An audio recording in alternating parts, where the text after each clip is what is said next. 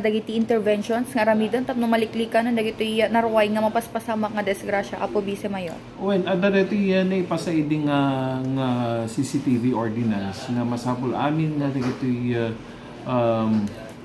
aming dagiti establishments dito dagiti nagnegosyo nga minimum of ag minimum da iti 1.5 million ti kwada ti negosyo dapat they have to establish or put up CCTV in their area.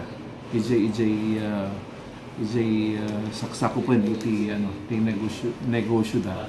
At noon may sapay nga katulungan neta nga makita no sino da rite lama sino da kita aramid ti ti madibita. So with the support of the public ket may isang katulungan makatulong da iti munisipyo.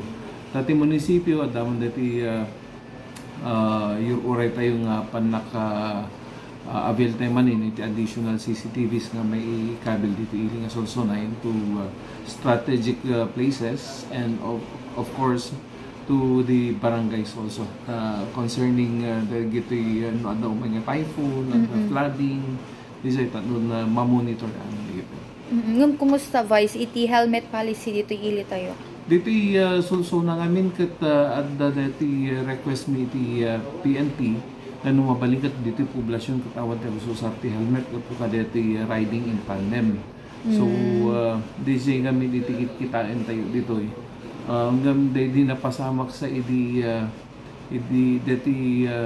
Saturday nakahanda na helmet ngam naka raincoat da so DJ iti may isang na panang cover da iti rupa da naka raincoat ken naka face mask.